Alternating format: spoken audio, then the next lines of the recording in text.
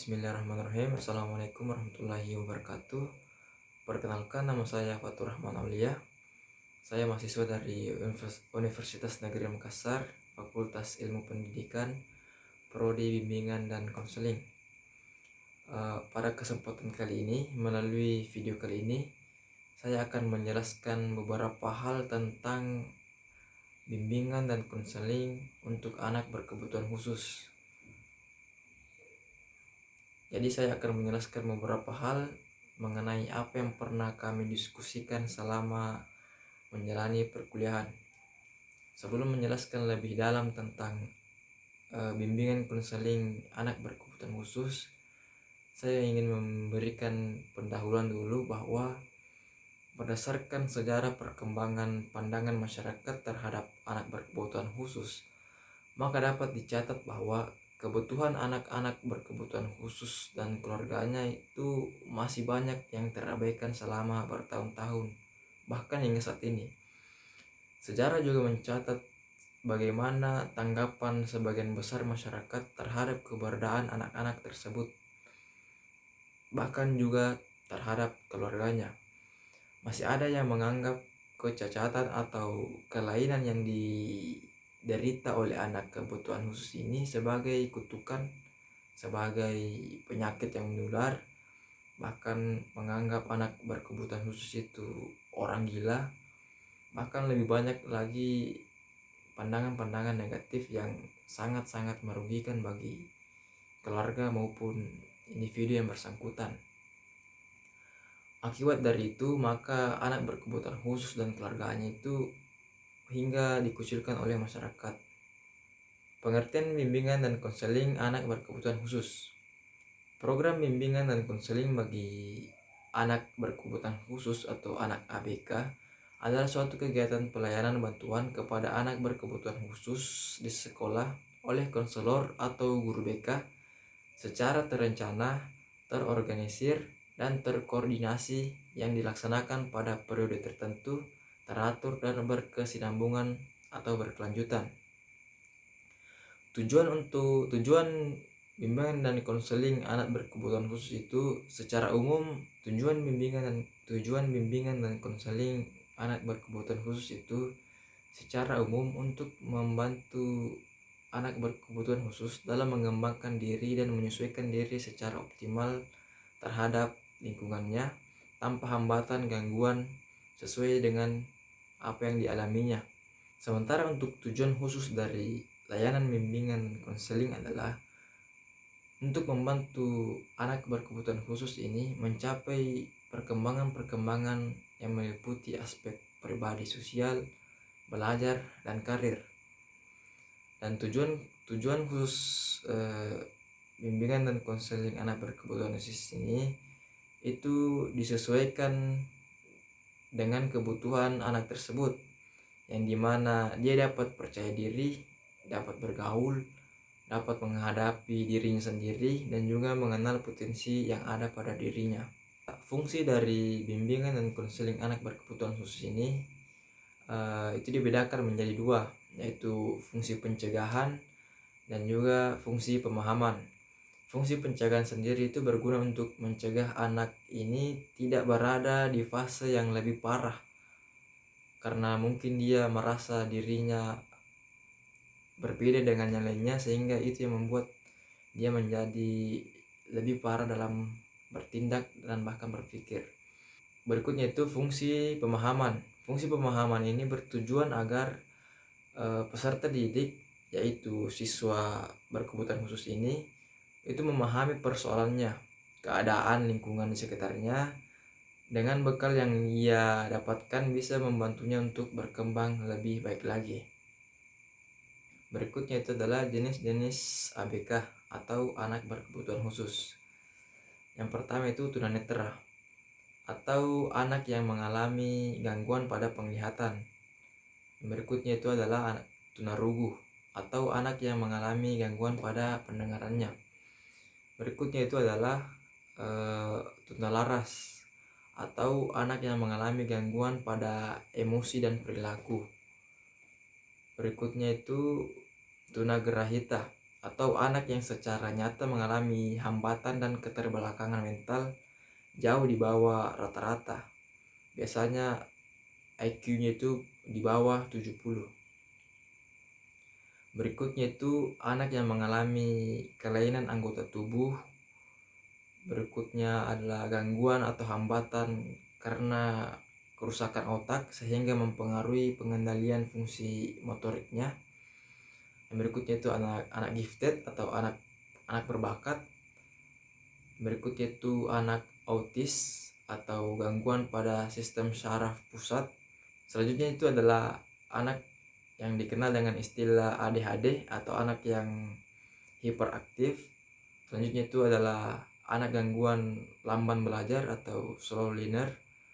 Dan yang terakhir adalah anak yang mengalami kesulitan belajar spesifik. Untuk anak yang kesulitan belajar spesifik ini dapat berupa kesulitan belajar membaca, kesulitan belajar menulis, atau kesulitan belajar dalam hal menghitung. Itulah tadi beberapa jenis-jenis anak berkebutuhan khusus. Sementara untuk klasifikasi jenis-jenis anak berkebutuhan khusus itu hanya dibagi menjadi 5 poin saja. Yang pertama itu berdasarkan gangguan sosial dan emosional. Yang kedua berdasarkan gangguan perilaku. Yang ketiga berdasarkan gangguan fisik. Yang keempat berdasarkan gangguan komunikasi. Dan yang terakhir itu berdasarkan gangguan intelektual. Ada 3 penyebab orang mengapa bisa berkebutuhan khusus, mungkin salah satunya atau bahkan ketiga-tiganya. Yang pertama itu disebut dengan prenatal. Ini terjadi kelainan anak semasa dalam kandungan atau sebelum proses kelahiran. Yang kedua itu proses perinatal, sering juga disebut natal. Waktu terjadinya kelainan ini saat proses melahirkan atau menjelang serta sesaat setelah proses kelahiran. Misalnya kelahiran yang sulit, pertolongan yang salah, atau lahir prematur, atau bahkan berat badan yang jauh lebih rendah di bawah rata-rata anak pada umumnya. Kemudian yang ketiga itu adalah pasca natal. Pada penyebab pasca natal ini terjadi kelainan pada saat dilahirkan. Ini dapat terjadi karena mungkin kecelakaan, keracunan, atau menderita penyakit dan lain-lain sebagainya. Jadi berikutnya itu permasalahan yang dialami anak berkebutuhan khusus. Anak berkebutuhan khusus ini seringkali mendapat berbagai akibat langsung ataupun tidak langsung dari kecatatannya itu. Mungkin dari lingkungan, atau ia mendapat tidak langsung berupa pembatasan. Ia dibatasi untuk melakukan aktivitas, ia dapat perlakuan yang tidak semestinya dari orang-orang yang sekitar, bahkan orang tuanya sendiri. Ada 4 poin yang menjadi permasalahan yang dialami oleh anak berkebutuhan khusus. Yang pertama itu dalam segi pendidikan atau akademik. Dalam hal pendidikan ini, anak berkebutuhan khusus itu memiliki keterbatasan dalam hal komunikasi. Ia kesulitan untuk menyampaikan keinginannya, dia mudah untuk terdistraksi, dia juga sulit untuk mempertahankan atensi. Yang kedua itu untuk masalah sosial pribadi. Masalah yang muncul biasanya hubungan pertemanan, penyesuaian diri dengan lingkungan pendidikan dan masyarakat, serta terkait penerimaan diri dan pemahaman sikap, juga permasalahan pengambilan keputusan. Berikutnya itu adalah dari segi karir. Terkait permasalahan karir ini, masalah penjurusan dan pemilihan pekerjaan sesuai minat dan bakat, motivasi rendah, pemahaman lingkungan kerja, serta perencanaan dan pengembangan karir. Dan yang terakhir itu permasalahan yang sering dialami oleh anak berkebutuhan khusus, yaitu dalam segi keluarga. Masalah yang muncul sebagai kurangnya pemahaman dan penerimaan orang tua terhadap kondisi anak adalah perilaku menolak, membatasi kesempatan anak, membiarkan atau mengasingkan, terlalu melindungi, dan pesimis. Materi selanjutnya itu adalah pemahaman anak berkebutuhan khusus sebagai individu. Di sini peran pendidikan itu sangat penting dan sangat signifikan bagi pembentukan konsep diri yang positif bagi anak berkebutuhan khusus. Dalam proses pendidikan bagi mereka, yang lebih dikedepankan adalah proses pendampingan terhadap mereka dengan menerapkan sikap cinta, penerimaan, penghargaan, dan empati yang tinggi terhadap mereka, sehingga akan membantu mereka untuk membentuk konsep diri yang lebih baik di tengah keterbatasan mereka secara fisik maupun psikis. Keberhasilan pendidik dalam membangun konsep diri yang positif bagi anak berkebutuhan khusus itu akan menjadi jembatan bagi peserta didik untuk mencapai kemandirian dan kemampuan yang lebih baik dalam melakukan aktualisasi diri. Selanjutnya adalah sekolah inklusif. Sebenarnya apa sih itu sekolah inklusif? Sekolah inklusif itu merupakan layanan pemberian kesempatan kepada anak berkebutuhan khusus untuk bisa bersekolah di sekolah umum bersama dengan anak-anak lainnya. Dalam sekolah inklusif, sekolah yang bersangkutan itu menyediakan program-program pendidikan yang layak, menantang, tetapi sesuai dengan kemampuan dan kebutuhan setiap siswa.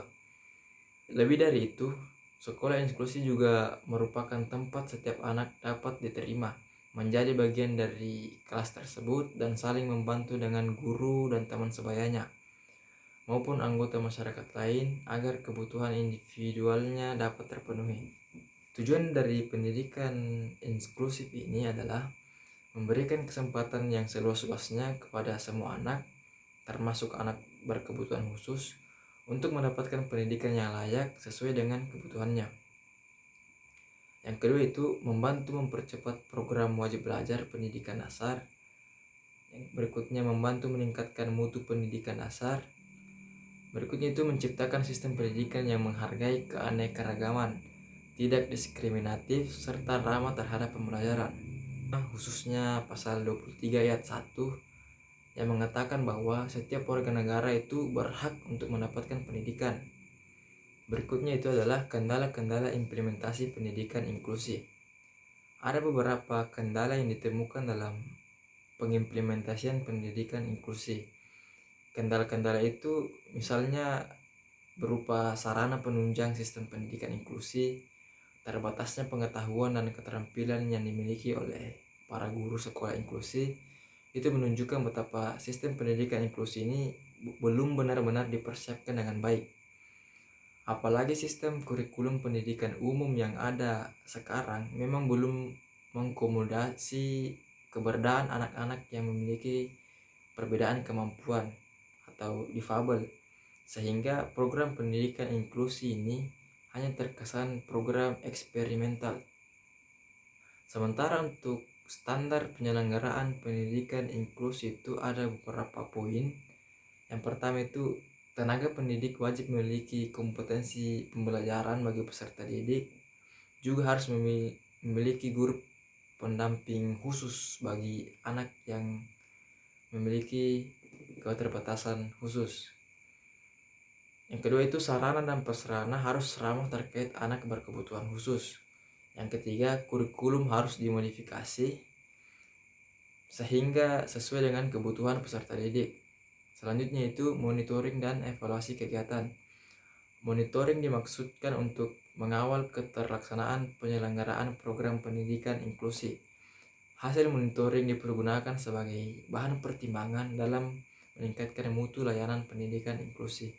Materi berikutnya itu tentang asesmen anak berkebutuhan khusus.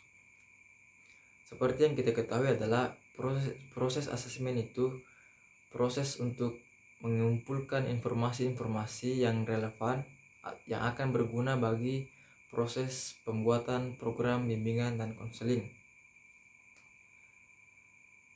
Dalam sekolah inklusi itu berbeda dengan sekolah-sekolah yang biasanya. Guru BK dalam melakukan proses asesmen itu tidak sama dengan sekolah-sekolah yang pada umumnya. Dalam sekolah, biasanya dalam sekolah umum itu, asesmen itu sebagai langkah awal untuk menentukan atau pembuatan program. Sementara dalam sekolah inklusi, asesmen dalam anak berkebutuhan khusus itu ada tahap yang lebih dulu sebelum tahap asesmen. Tahap itu adalah tahap identifikasi siswa. Dalam tahap itu secara kasar akan mengidentifikasi bahwa untuk memisahkan anak yang berkebutuhan khusus dan tidak, dan memisahkan apa-apa yang menjadi masalah terhadap siswa tersebut, dan kemudian akan dilakukan asesmen.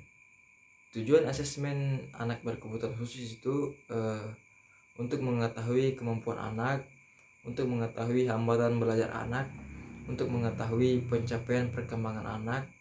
Yang terakhir itu tujuan asesmen anak berkebutuhan khusus itu untuk mengetahui kebutuhan belajar anak. Adapun hal-hal yang perlu diperhatikan dalam asesmen anak berkebutuhan khusus itu menggunakan pengukuran dengan versi terbaru untuk setiap asesmen yang terstandar, menggunakan berbagai pengukuran, mempertimbangkan berbagai hal terkait dengan pengecualian dan semua komponen dalam definisi anak kesulitan belajar. Selanjutnya itu hal yang perlu diperhatikan dalam asesmen: menguji tingkatan kemampuan motorik anak, sensorik anak, kognisi anak, komunikasi dan perilaku, hambatan, persepsi, memori, atensi, urutan, koordinasi, motorik, dan perencanaan.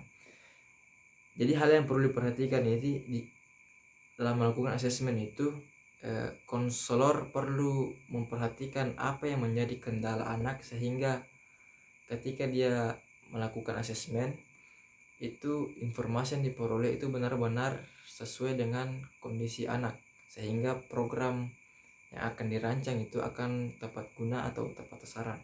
Mungkin cuma itu yang sempat saya sampaikan pada kesempatan kali ini. Pada kesempatan yang sangat penuh keterbatasan kali ini, saya berharap kepada teman-teman atau siapapun yang menonton video ini untuk terus belajar, untuk terus memperoleh informasi, menggali informasi, membaca literasi yang tersedia, untuk memperoleh wawasan yang lebih luas, wawasan yang lebih kompleks lagi. Jangan terpacu terhadap apa yang saya sampaikan, karena saya juga dalam proses belajar. Mungkin cukup sekian, lebih dan kurangnya mohon dimaafkan. Assalamualaikum warahmatullahi wabarakatuh.